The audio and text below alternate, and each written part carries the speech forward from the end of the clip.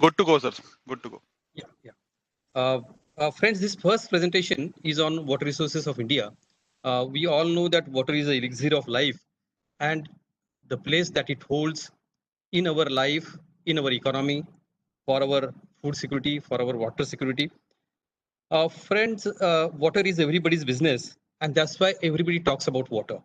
Whether it is a farmer, whether it is an urban dweller, or a person from rural area, professionals, civil society, NGOs, everybody talks about water. And in all these discussions, the role of media becomes very important, basically because media forms the public opinion, and public opinion is very important to go in a particular direction when it comes to the practices that we want to implement. Say, for example, in case of water management, we get to know, we listen to various debates whether how the water management should be conducted. There is a debate about large dam versus small dams. There is a debate about centralized versus decentralized water management. There is a debate about environment versus development, so on and so forth. And many times, as you might have understood, the debate is more of ideology rather. Obviously is a science of water, and whereas ideology is, person specific. And the arguments that are put forth for water management are sometimes, as I said, ideological. Sometimes they are romantic also. Sometimes they are philosophical, and sometimes they are so absurd that it becomes difficult to accept the argument on the face value.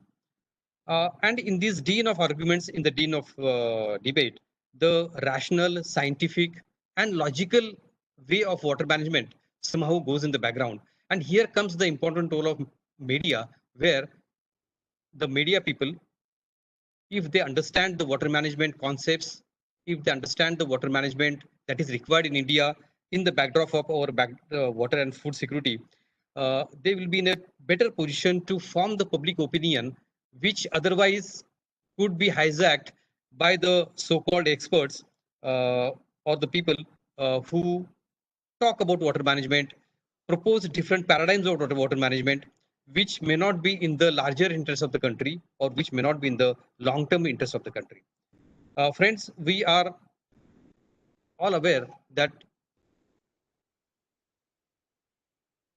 such a large variation in terms of hydrological situation, in terms of topographical, in terms of geographical situation, in terms of climate change, that this talk about large dam versus small dam, decentralized versus centralized planning, development versus environment, all this talk goes in the is not really rational, basically because we have such a large variety of situations in India throughout the country, that every type of water management, every paradigm of water management is applicable, because water management is site specific, it is context specific.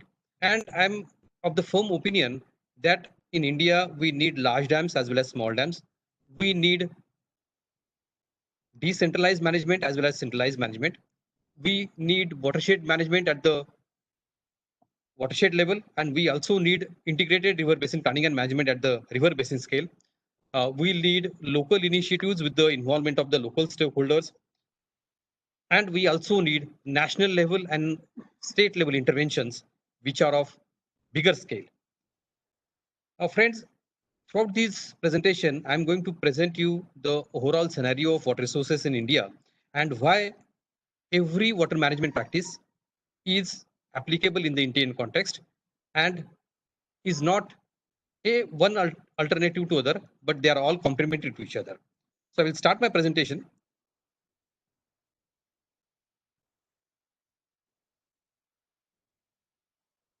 As I told in the beginning, water is the elixir of life, and it is essential for human life, not only human life, but also the whole biosystem of the earth.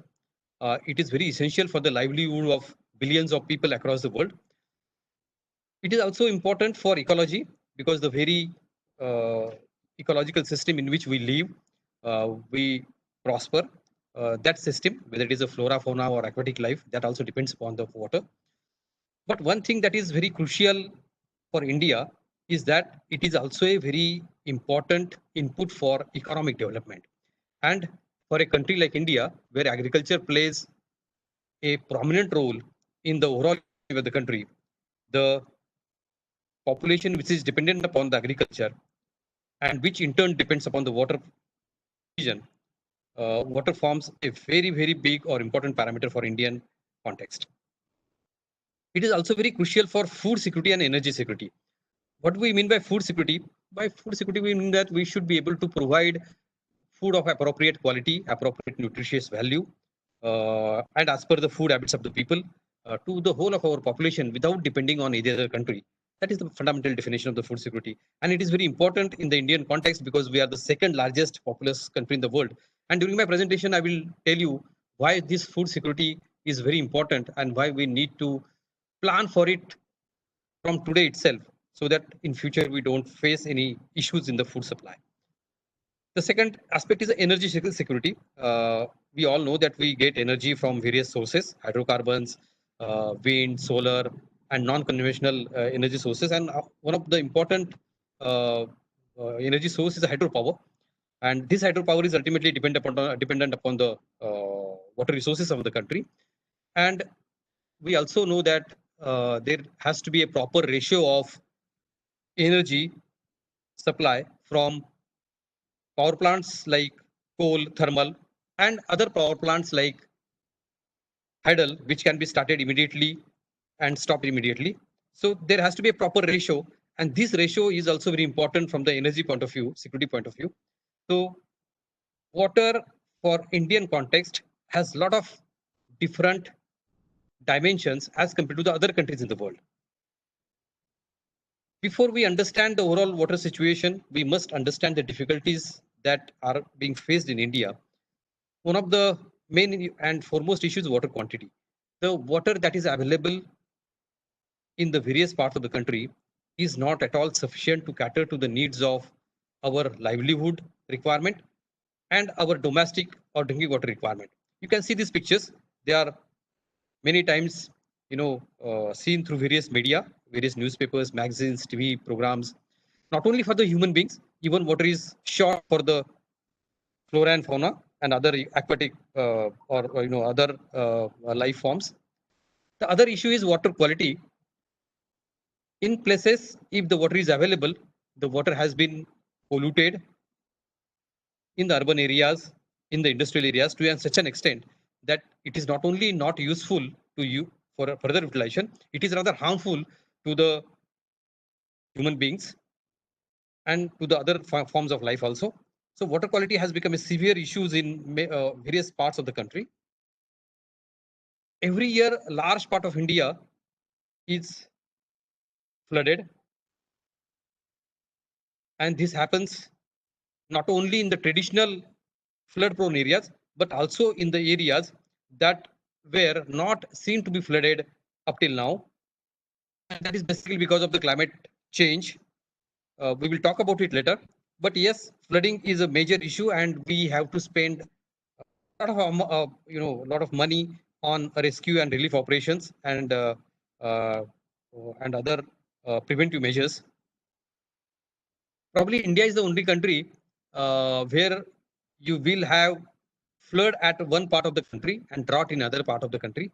Many times you get to see the report of drought as well as flood in the same newspaper because we have a very large variation in terms of rainfall pattern, in terms of climatic situations throughout the country.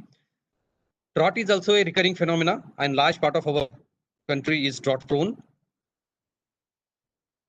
As I was talking about the impact of climate change is basically going to increase the overall temperature, and it is going to have a lot of impact on the water resources in the sense that the hydrological events are going to be more intense than what it used to be.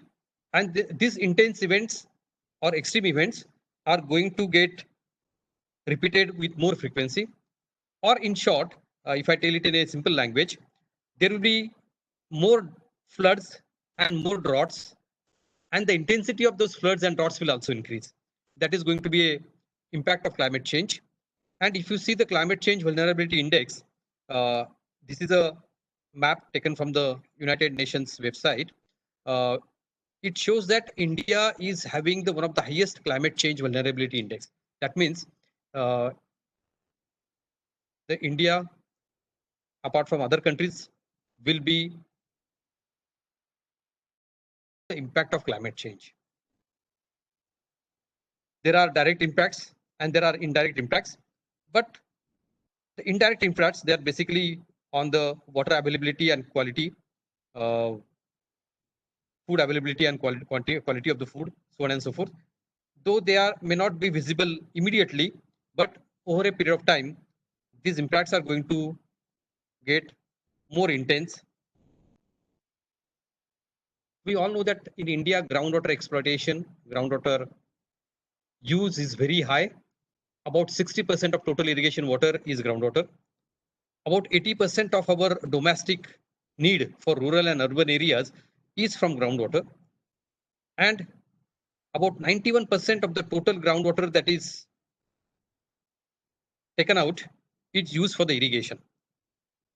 You can see in the map the northern and western part of India and southern part of India. The red portion shows the area where there is a very high level of exploitation of groundwater and the water level has gone down to a critical level. So with this background of the problem, we will now start discussing about the water resources available in India. The water that we receive is mostly from rainfall and snowfall that we get.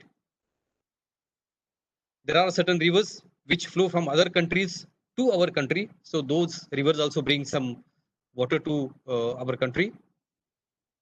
The rainfall, snowfall that falls on the ground flows in the rivers and streams. Part of it goes back to the atmosphere. Part of it is absorbed by the vegetation, grass, trees, and it again goes back to the atmosphere through evapotranspiration. Part of the water goes into the ground that we call groundwater, and the streams and rivers flow towards the sea. The sea water gets evaporated due to the sunlight, and the water vapor goes to the atmosphere and forms the cloud.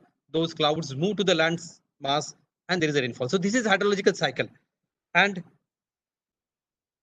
because this cycle occurs on an annual basis, the water resources of a country, of a river basin, of a state are assessed on an annual basis.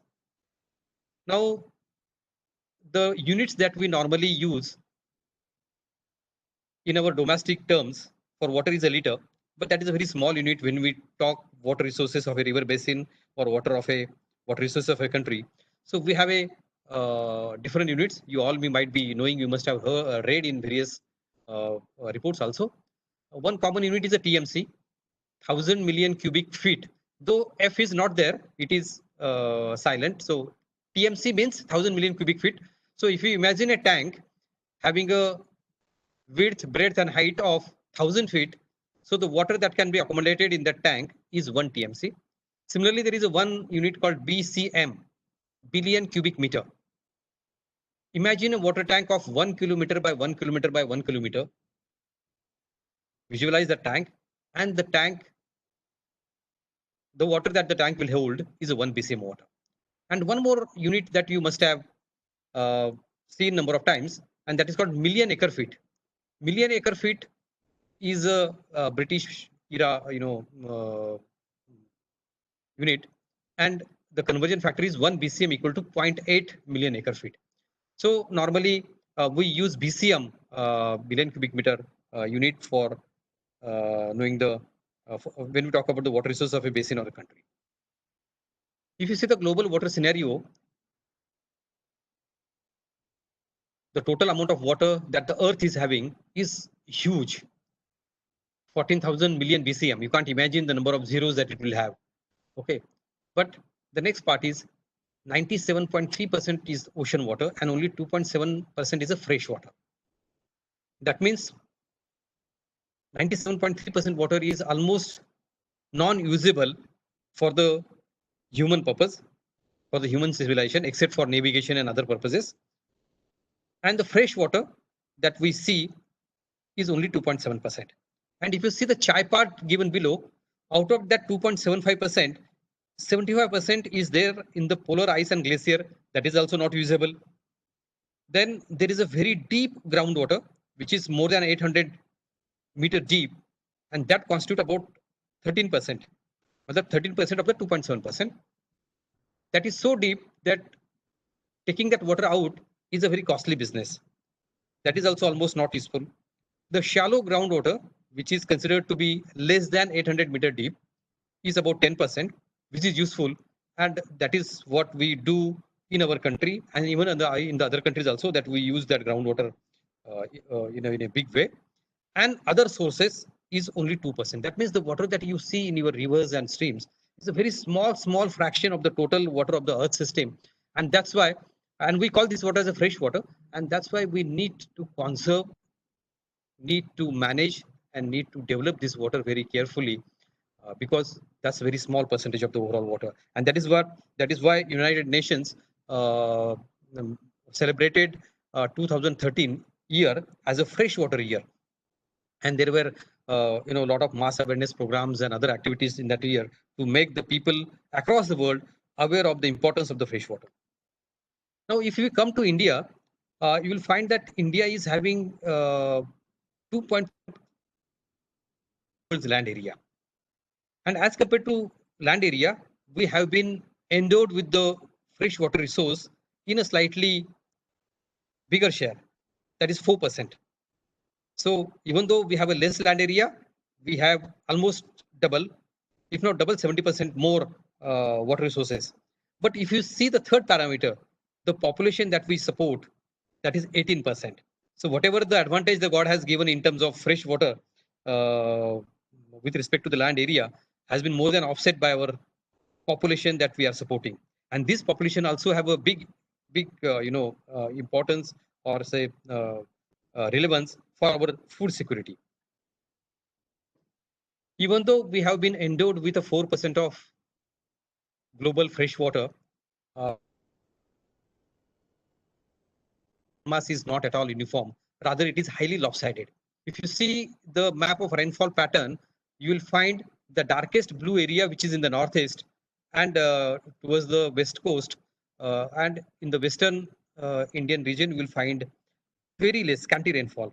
So in the western Rajasthan, you have 100 mm, whereas in Meghalaya, in northeast, we have about more than 11,000 mm rainfall. Rather, we have a place on earth which is in India that gets the maximum rainfall in the world. But you will be surprised to know that even that place, Ram, or which is very near to Cherrapunji, that place faces difficulties during the summertime, in spite having the highest rainfall, because that is a hilly region and most of the rainfall simply runs off. And the other important aspect is the water resource through rainfall that we get is not uniformly throughout the year, but it is mostly during the monsoon, that is from June to September. About 75% of the rainfall that we receive is during these 3 months, 3 to 4 months. And even in these 3 to 4 months, the number of rainy days are very less. Hardly 30 to 45 days are rainy days. Whereas if you go to the Europe, the rainy days are more than 150. In Netherlands, the rainy days are more than 200. So what happens in those part of the world is they get uniform rainfall throughout the year. So water management practices in the places where you have uniform rainfall throughout the year are very much different than the place like India, where we have large variation not only in space but also in time, and that is why storages are important for us. Now, if you juxtapose the images of rainfall pattern and the river basins of India, I hope all of you must be knowing that river basin is a unit which is most suitable for planning the water management and development. So if you juxtapose these two images, you will find out which river basins of India are having more water and which are having less water. So here you can see the river basins of Northeast: Ganga, Brahmani Baitarni, Mahanadi, Suvarnarekha. These are the river basins which are having a very high quantity of water. At the same time, the Western Ghats, the Konkan Strip, starting from Gujarat to Kanyakumari, that is also a very heavy rainfall. But rest of the India, Western Maharashtra, Western India, the Ladakh region, the central India and the southern India, the rainfall is very less. And accordingly, the river basins which are falling in this area, like Mahi, Sabarmati, Krishna, Pennar, Kaveri, they are relatively having less amount of water resource potential than the other rivers. So if you see the total water availability of India, uh, Central Water Commission has done studies recently. Again, the studies were performed earlier also. Uh, Recently, Central Water Commission made use of geographical information system and satellite imagery through remote sensing. And using that study, it was computed that total precipitation that we get, that means the total rainfall and snowfall that we get, is amounting to 3,880 BCM of total water quantity. Out of that total quantity, slightly more than half, 55% about, goes back to the atmosphere throughout the year in the form of evaporation and evapotranspiration. And the water that runs in the streams and rivers and which is available for human activity is about 2000 BCM. That is 1999 BCM. 2000 BCM is the total water availability. Now, can we use can we make use of that full water that is available in the rivers and streams? Unfortunately, no. Because just in the previous map, we saw that most of the water is available in the northeast. Most of the waters are not really utilizable, basically because of the topographical features. For example, the water available in the Western India is available at a very low height. That means it is available hardly few meters above the sea level. So you can't really bring that water to the other part of the country.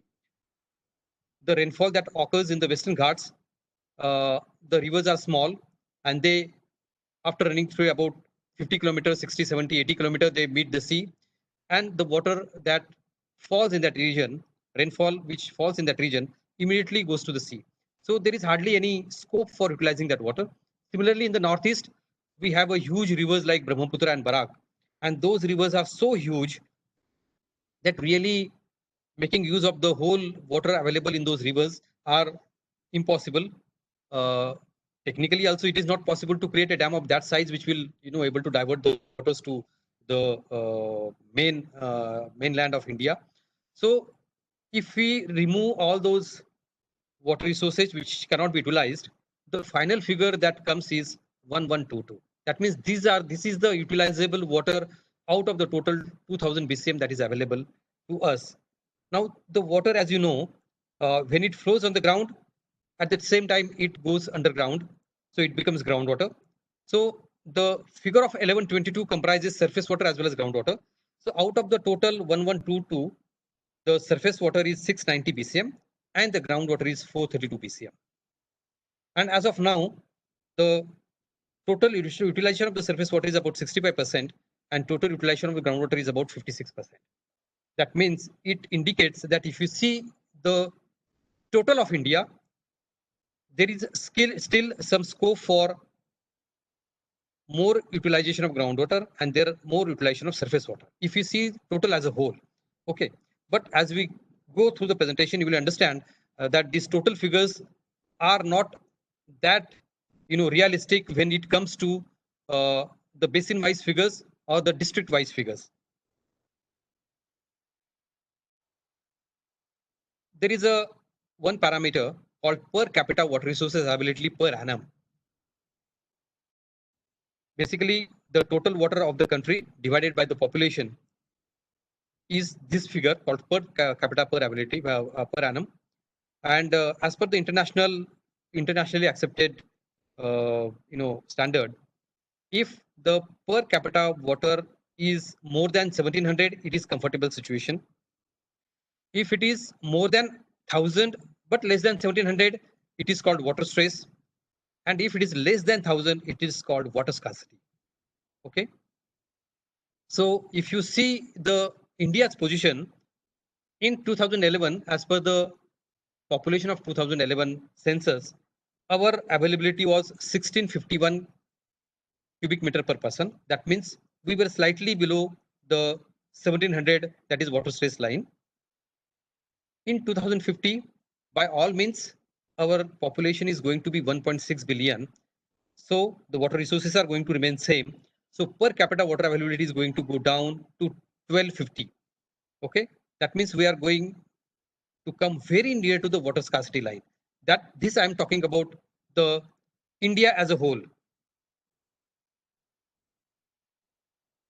But if you go river basin wise, this pie chart shows that how this total 1999 is divided between various river basins.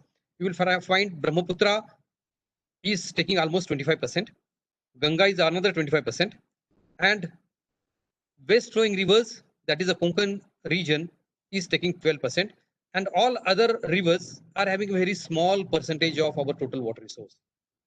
And as I told you, that not whole of this water resource is useful because most of it cannot be really used, like waters from west flowing rivers, waters from Brahmaputra. So if you see the next pie chart, which gives you utilizable water, there you can see that even though we can use most of the Ganga waters, we cannot use the Brahmaputra waters. Similarly, we cannot use the west flowing river waters. So what happens is the total water that can be really made use of in various river basin becomes still less. So if I show you the graph or chart wherein the per capita water resources is not computed on the India as a whole, but river basin wise, here you will see that the river basins which are having plenty of water like Brahmaputra and Barak, the graph is very high, the bar chart is very high. But for most of the other rivers, even for Ganga, the per capita water resources are less, basically because Gangetic Plain has a huge population. So if you see the water resources of river basin with respect to the population of the river basin, you will find that we are already below water scarcity line in most of the river basins, whether it is Kaveri, even Suvarnarekha, Mahi, Sabarmati, Tapi, Pennar. Only few river basins like Brahmaputra and Barak, Godavari, Brahmani Baitarni, Mahanadi, and Narmada. These river basins are showing slightly higher values of per capita water resources availability, and all the other basins are showing less. So obviously, a question will come to your mind: why can't we take the waters of these river basins to the other river basins there are where there is a less water? Yes, friends, this is quite possible, and this is what we government of India is planning when we say interlinking of rivers or when we say interbasin transfer of water. This is what actually is done. That waters from these river basins, which are having a higher quantum of water, is being taken to the river basins, which are having a lesser amount of water. And it is already being done. Say, for example, in case of Narmada, the excess water which is available in Narmada basin has already been taken to the other part of the rivers, other river basins like Mahi, Sabarmati, Banas, through Narmada Canal. You must be knowing that there is a Sardar Sarovar Dam on Narmada, and from Sardar Sarovar, the Narmada Canal takes off and it goes to about 550, 570 kilometer up to the Rajasthan, and on the way it gives waters to so many river basins. So it is a example of interbasin transfer. Similarly, the interlinking of river project of Government of India, which involves linking various rivers of India in the northern peninsula as well as southern peninsula, is nothing but transferring water from the surplus river basin to the deficit river basins. So today, when you go to Ahmedabad and see the water in Sabarmati River, it is not the Sabarmati River water that you see, it is actually a Narmada waters, because Sabarmati River is a very deficit basin, as you can see in the graph. Friends, I would like to make you aware about another aspect of India's peculiar water situation. Uh, the water availability of India is going to remain constant over a period of time.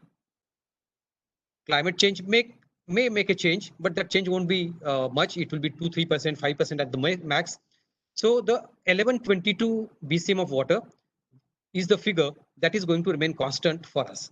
Now, within that figure, we have to give water to the irrigation, water to the domestic sector, water to the industry, water to the power sector, so on and so forth. As our population will go on increasing from today's 1.3 billion to 1.6 billion, 7 billion in the coming decades, we will have to,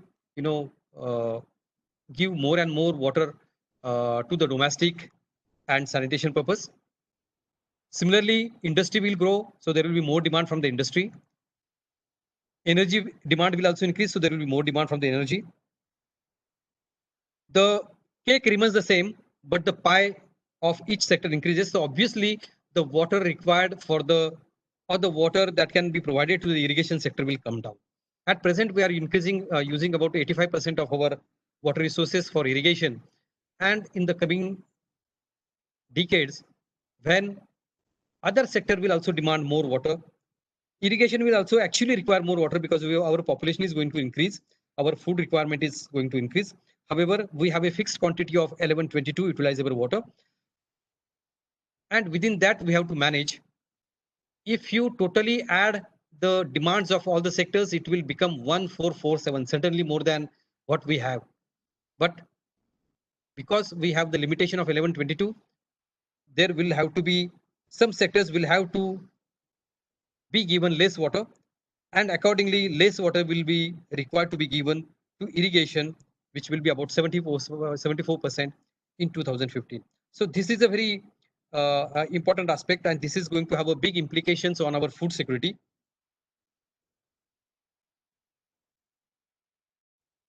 At the time of independence, we were having population of about 33-35 crore, and our production was 51 million ton. Today we are about 1.3 billion ton, and our production is about 285 million tons of food grains. As of now, we are food sufficient. That means whatever we produce, we are able to feed to our population as per the demand. There is some surplus also, we are able to export it.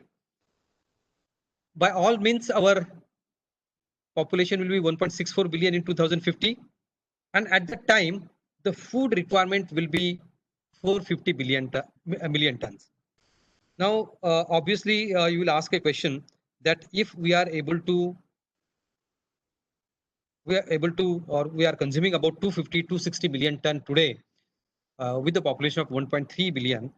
Now when the population becomes say more than 50%, why the food requirement is going to get almost doubled? Is there any issue in the calculation? No, my friends, it's not an issue of calculations. Food consumption does not depend only on the population. It depends upon many other factors. It depends upon the economic situation. It also depends upon the food habits. It also depends upon the income distribution of the population. And as you might be knowing, that as people become more and more prosperous, as we become economically better nation, the requirement of food, the demand of food from the people increases. Basically because people switch over from the simple food to better food habits. They require protein rich food. They require more processed food, so on and so forth. So the demand on the food supply increases. I will demonstrate you with some pictures which I have taken from a United Nations website, that how income distribution or the purchasing power of a family impacts the food demand. So this is a picture of a German family having a food expenditure of about $500 for a week or 10 days, you can say.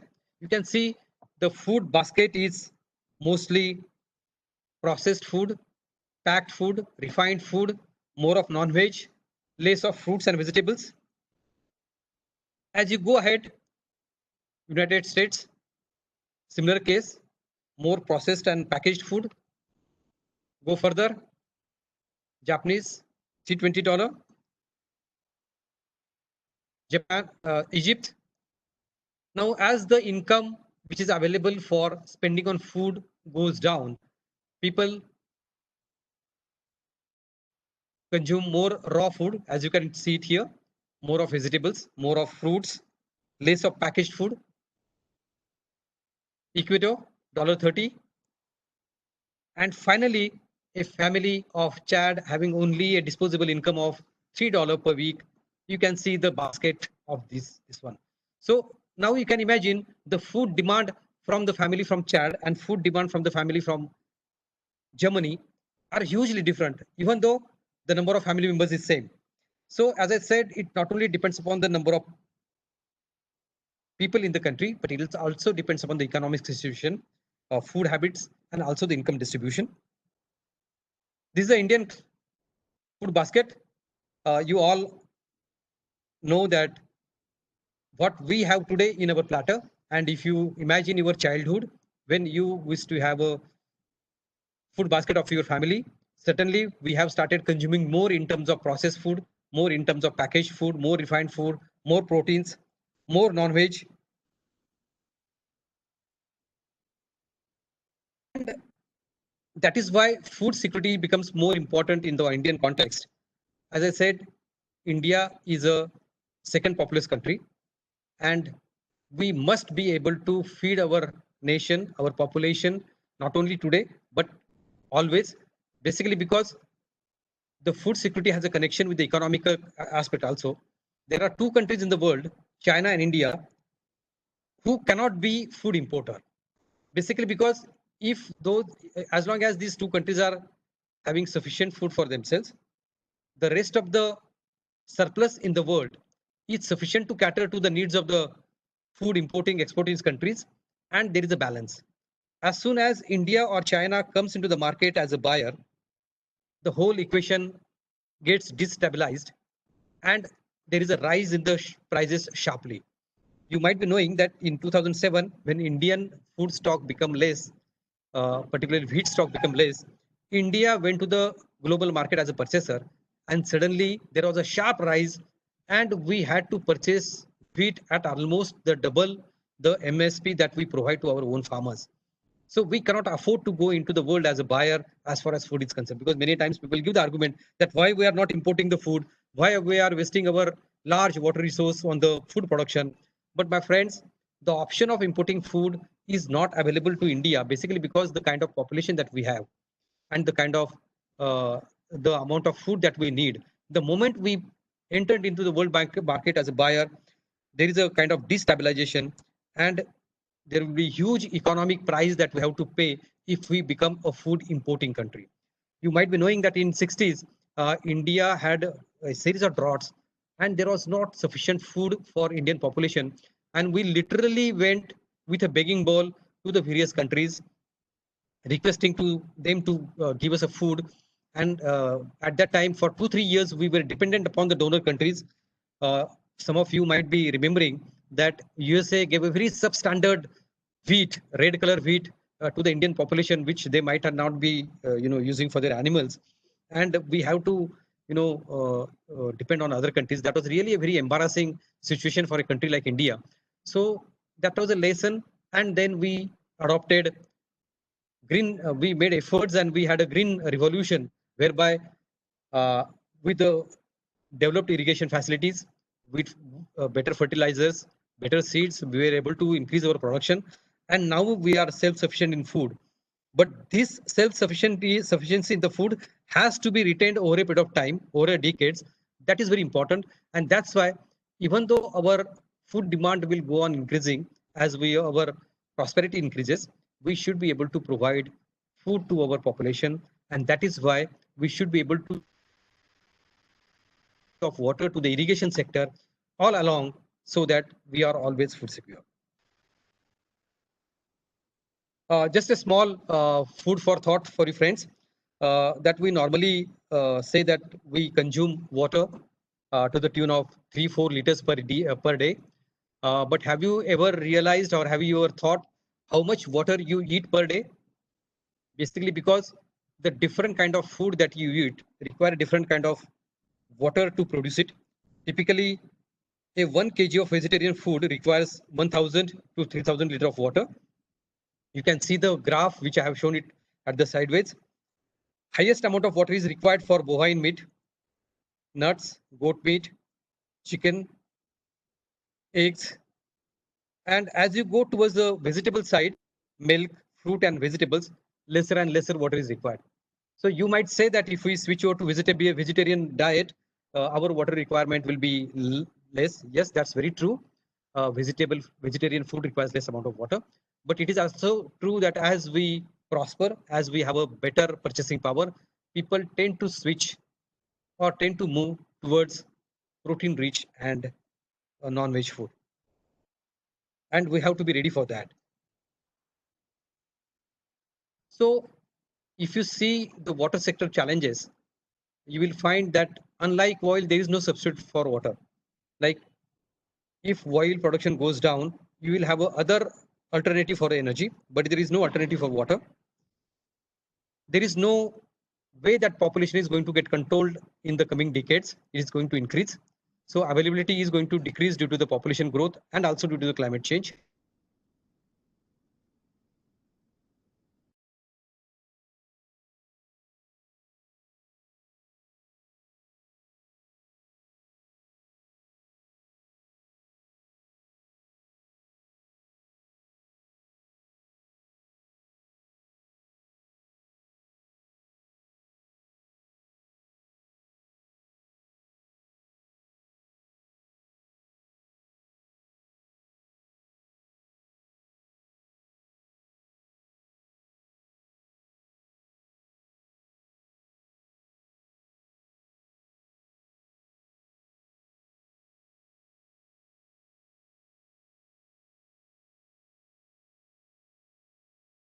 Going economy first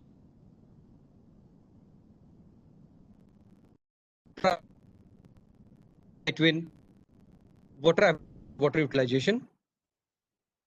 The second strategy is we have to improve our management practices for better, optimum, and efficient use. And third is we have to give more stress on research and technological aspects for innovative methods for application and application of advanced tools and technology. So I will briefly go each of this strategy uh, one by one. When we say developmental strategy, that means we want to develop the available resource available to the people. That means we want to, wherever there is a demand, we want to improve our supply also. Okay, but how to improve a supply? As I told, we have a large variation of rainfall across the country and also throughout the year. So we have to store water. It's very, it's a common sense. When water comes in our house only for an hour of the day. Similarly, for the country also, we need storage where we can store water. It can be in terms of barrages, it can be in terms of dams, reservoirs. We also need interbasin transfer of water because some of our rivers are having surplus waters and many of our rivers are having a deficit water. So we require interbasin transfer. Wherever possible, we can recharge our groundwater so that it can be used. We also need watershed development so that the rainfall which falls on the ground is made use of in the watershed itself. It is used for the recharge of the watershed itself. One way of supply management and desalination of water. We have a long sea coast. We have a plenty of sea water available, but that's not useful unless we take a desalination of it. So desalination of water is also a way. So if you talk about the storages, they are very important to use the spatial variation. They are also useful for flood moderation. They give you a lot of resilience against droughts and floods. They have also other benefits like hydropower, irrigation, drinking water, tourism, e-flow. The concept of e-flow you must be knowing that now think that should be there. The river flow should not stop totally. The flow in the river should be maintained so as to give support to the aquatic life and also to the downstream flora, fauna, and for the livelihood of the people whose livelihood depends upon the flow of the river. It is also the storages are also useful for sediment control, as you might be knowing that it traps the sediments. Storages are very important for the economic development because it gives you assurance of continuous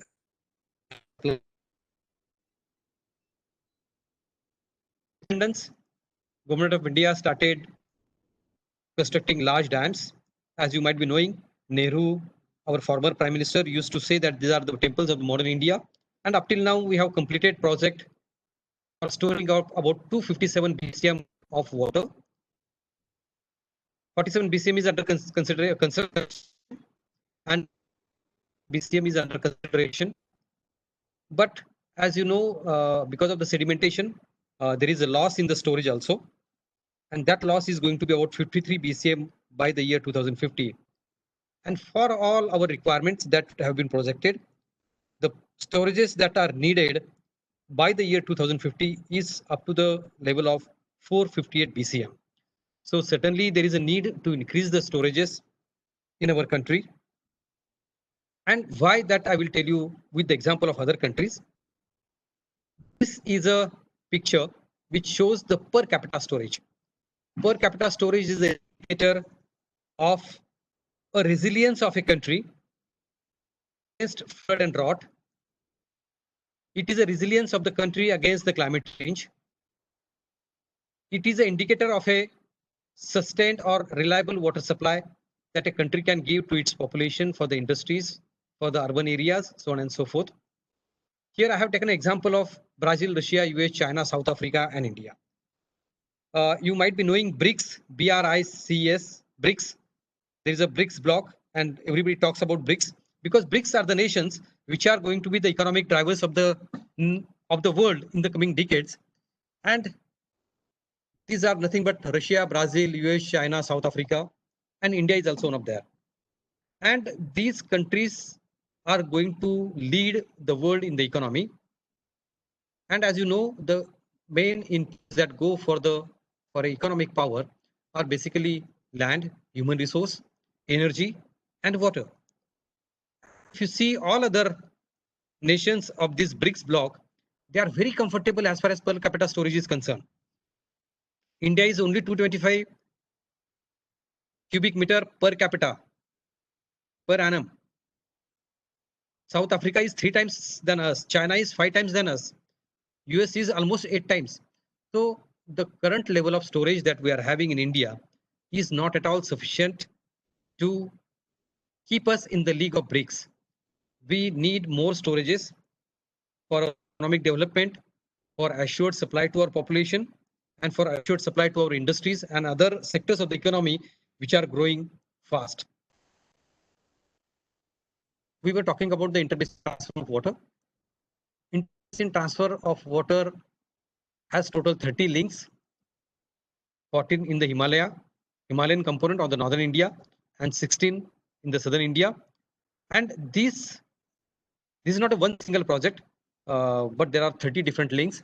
And with these links, we are going to increase the amount of utilizable water, which otherwise would have gone to the sea as a waste, to 210 BCM increase in the utilizable water. Chart or the map of India, the red dotted lines shows you the different links that are being planned. And as you can see, planning to divert water from rivers of tributaries of Ganga as well as Brahmaputra, from Mahanadi, Suvarnarekha, and also up to some extent from Godavari, because these are the river basins which are having excess water. And as you might be knowing, initiatives have been taken by Government of India to start work on few basins like Ken Betwa, Parbati Kali Sindh. The government, in association with the state government, is working on these links to start the work. One way by which we can store the groundwater is by using groundwater recharge. We can use percolation tanks. Even there is a concept of surface dams. The total estimated groundwater recharge potential is about 160 BCM.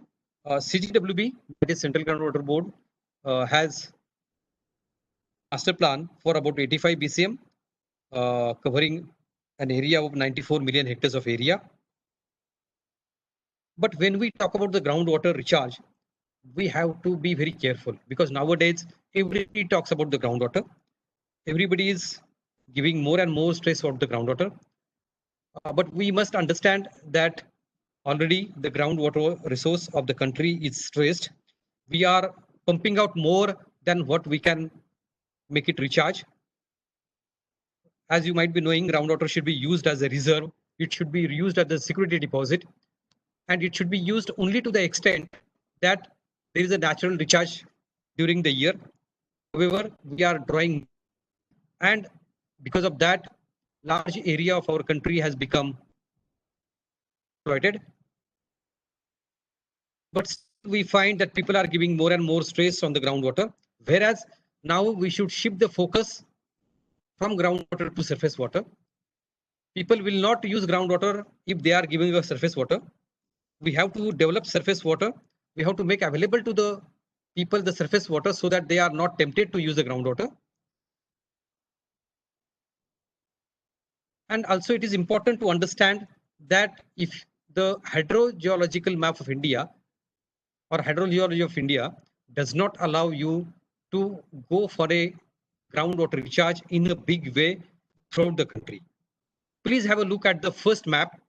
You will find that only Gangetic Basin, Brahmaputra Basin, Delta region of Mahanadi, Ganga, Suvarnarekha, and Delta regions of Krishna, Godavari, they are better placed as far as hydrogeology is concerned. That means this area is a better position to absorb the water falling on it. There we can do the better groundwater recharge, whereas Central India, Western India, even Eastern India, the hydrogeology does not allow you a big recharge in any way. So even if you have a water in those areas, you will not be able to make much recharge of that. Okay, you see the annual replenishable groundwater resources of the country. The annual replenishable groundwater is better only in the Gangetic region, only in the northeast and the eastern coast. Rest of India, the annual replenishable groundwater resource is very, very less. You can see all red patches throughout. Basically because either there is a less rainfall in those areas or the hydrogeology does not permit you a groundwater in a big way. So giving too much of importance to the groundwater is a misplaced concept. Rather, we should make available surface water to the people so that there is a less stress on the groundwater. Watershed development is a concept where we go for integrated development of soil, land, and water resource at a watershed level. Watershed is basically of few thousand hectares of a village level. And the very good examples of these are Ralegan Siddhi, Hivre Bazaar. These are the examples where watershed development has given good results. And certainly, wherever we are unable to have a big, we are unable to give those people surface water from other sources, we must go for watershed development. We must go for integrated development of surface water, groundwater, soil, and land, so that the local population gets the benefit of the water that falls in that area. But we must understand that the quantity of water that is made available through these measures is a limited quantity, and it may be sufficient to cater to the needs of drinking water and sanitation and up to some extent livelihood. But these quantities may not be sufficient to encourage the activities. Rainwater harvesting has been made compulsory in many urban areas. For example, Chennai is making it compulsory. But again, we must understand the limitations of quantity of water that can be made available through rainwater harvesting. And there are certain quality issues because the water that is stored underground can get contaminated. So a lot of precautions are required to be taken. But yes, rainwater harvesting also needs to be undertaken whenever it is needed in the urban areas, in the areas where there is a no other way of supplementing the water resource. Desalination is being used in the other part of the world where there is a huge water shortage. For example, Israel and Australia, they are the leaders in terms of technology and installed capacity. In India, because we have a very high water shortage in the coastal area of Tamil Nadu and in the Kutch, those areas can be a feasible locations for desalination plants. And we actually have desalination plants in Tamil Nadu. But the main constraint of the desalination plant is the initial cost as well as very high requirement of electricity for operation. It the the cost of water goes up to 30 rupees per 1,000 liter. So desalination may be affordable for drinking water purposes, for sanitation purposes, but when it comes to the requirement of irrigation water, water for industry, uh, or water for energy, in those sectors, this cost may be too much. That is why research and more research is required to bring down the per liter cost that is required in desalination plant. So that was the supply side management practices.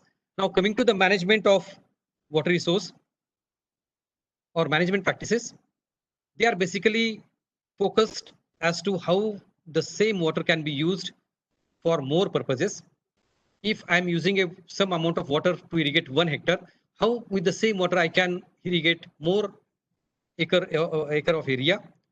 Or if a city is being given certain amount of water, how with the same amount of water, more population can be provided with water supply? So these are the management aspects.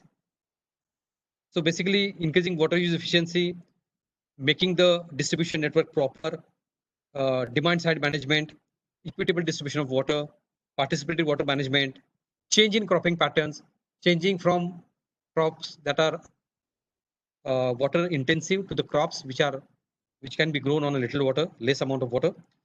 The one aspect which is very important is the water rate. We give water free of cost to the people as a populist measures, but it is very bad for water management and also on the efficient use of water. Water given free of cost is most likely to be used inefficiently and wastage will be certainly more. We also need to employ recycle and reuse of wastewater, pollution control, wastewater treatment, consumptive use of surface and groundwater. And we also need extensive renovation and modernization of our old structures or old projects. One of the area which needs attention is irrigation sector because as of today, 80 to 84% of our water is used by this sector and it is used very inefficiently. We need to switch over to micro irrigation, sprinkler irrigation, uh, and we need to employ all possible measures to reduce the evapotranspiration so that water that is the irrigation goes down. Government of India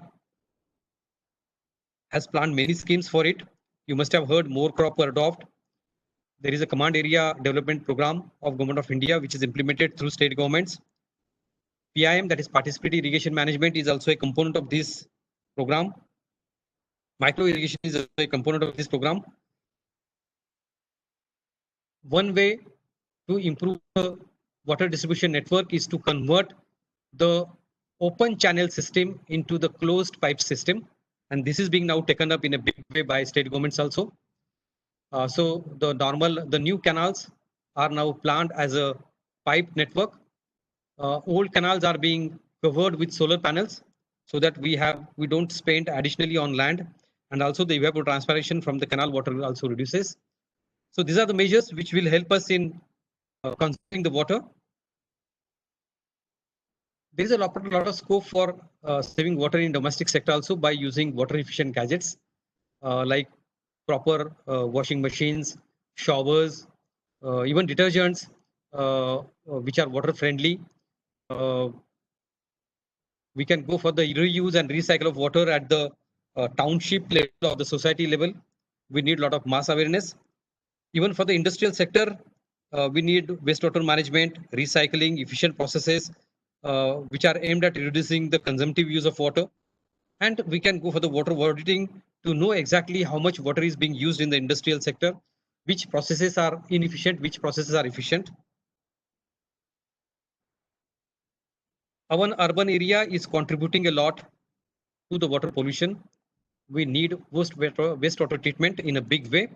As of now, even class 1, class 2 cities are treating their effluents only 30-35%, and rest of it goes to the rivers as it is. STP capacity, sewage treatment plant capacity, ETP capacities, the water which is treated can be then used for other purposes. We have many old structures like baudis, talabs, johards, community water tanks, kunds and baulis.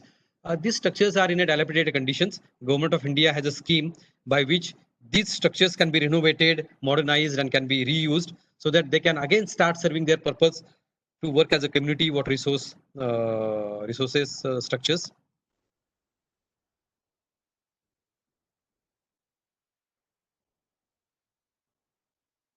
The next aspect is research and development activities.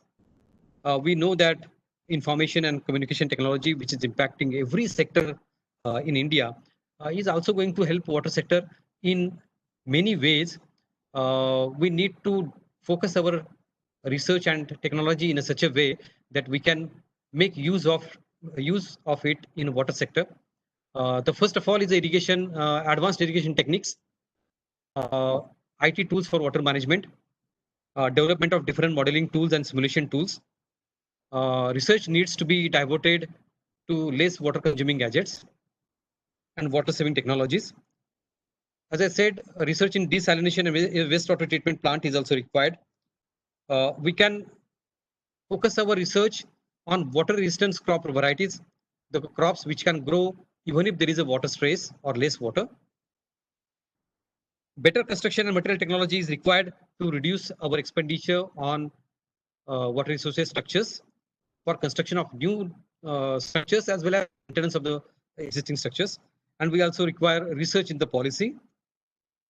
I will give you one example that how information and communication technology or advanced technology is going to have a big impact on irrigation sector. You might be knowing that in Ramthal micro irrigation project in Bagalkot district of Karnataka, earlier this particular project was planned as a open channel system and the coverage was 30,000 hectare. But then the government of Karnataka took a decision to convert the whole system into a pressurized pipe system. That means starting from the reservoir up to the root of the crop is through a pipe. There are controllers, there are various instruments, and depending upon the exact demand of farmers, the water is released. So with this kind of system, where there is not a single drop of water is going to get wasted from the reservoir to the crop root, there is going to be about 50% saving in the water.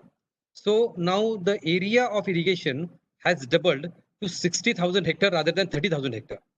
So this is one example that how technology can, make a big change, and with the same water resource available, we can cover more and more area. Another example can be computerized or automated greenhouses, though they are typically on a half acre or 1 acre area, but a lot of it can be seen that farmers are now going to the automatic greenhouses and taking a bigger production, larger production. Pressurized pipe irrigation systems with solar power is also one of the alternative to increase the water use efficiency. As I said,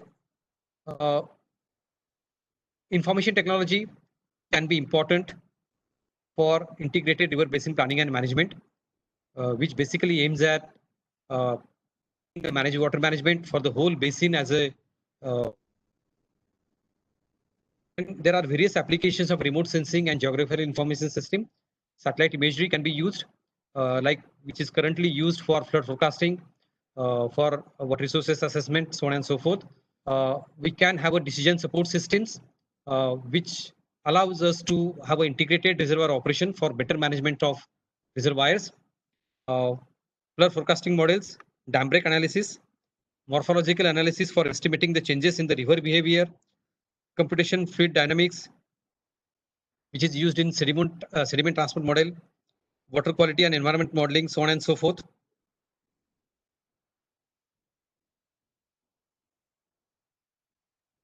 As I said, the technology needs to be more focused on developing gadgets which are less water consuming, developing water resistance crop with a variety which is having a shorter crop duration, low evapotranspiration, and larger root spread. These crops are better water efficient than other crops. We were talking about the climate change in the beginning of the session. Reservoirs has been accepted as one of the mitigating measure or a measure which can reduce the vulnerability to the climate change impact. And that is why in India we need to go for the storages wherever it is feasible, wherever it is possible. We also know that many times nowadays in the media also it appears that we shouldn't go for the big dams, we shouldn't go for the advanced technology, rather we go for the traditional water conservation techniques. And there are many people, many strong voices which keep on reporting in the media that our forefathers were better placed in doing the water management. They had a better wisdom than us, and those things are being projected as alternatives to the modern science or the modern technology or the modern way of water management. Uh, yes, in India we have a traditional water management techniques which have been developed over the centuries. As I said, India has a very wide geographical and climatological scenarios, and different people developed local water techniques which included johards or water tanks and so on and so forth. So northeast area has its own technique, Rajasthan has its own technique, region has its own techniques, southern India has its own techniques. And these water resources structures are owned and maintained by community. They are ecological escape, and they are certainly rejuvenate water in the rural area. uh, Today also they can cater to the needs of drinking water and sanitation. But as I said, these techniques are small in size, uh, and they should be used where bigger techniques or bigger interventions are not possible. These techniques are mostly localized, and they have limited potential as far as economical growth is concerned, or these local or traditional techniques cannot really fight floods and droughts. And one important aspect, for maintenance of these community owned assets, we require local leadership and community participation.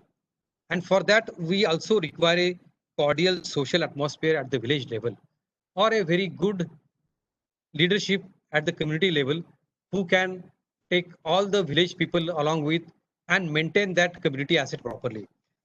When we see the success of Ralegan Siddhi, success of Hivre Bazaar, we know that for those successes, there were strong personalities like Anna Hazare or Popatrao Power available who could manage the people of the community and drive those people for a cause. But that doesn't happen always. My argument is, no doubt our forefathers were having very good knowledge about the traditional techniques, but those traditional techniques has now limited usefulness, limited scope.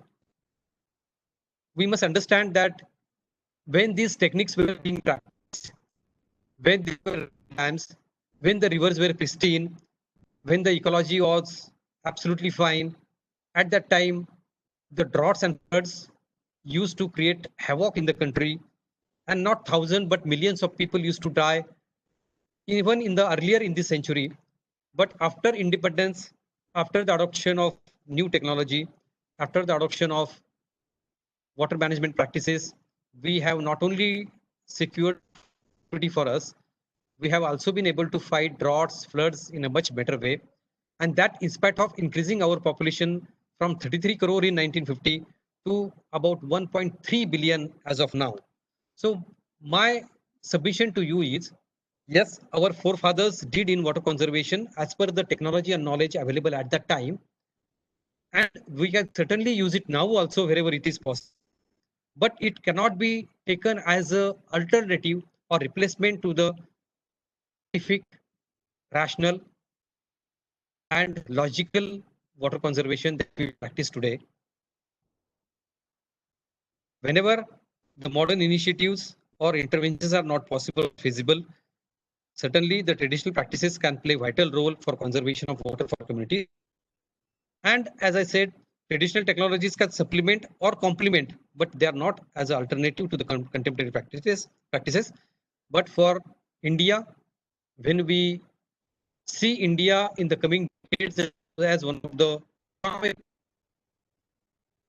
we should be able to provide to our population, to our farmers, to our industry, to our energy sector, the amount of water that they need, which is essential for the economic development of the country. Thank you so much for patience listening. And as I see, there are many uh, messages in the chat. I have finished my presentation, and now I'm ready to take your questions. So you can, if your microphone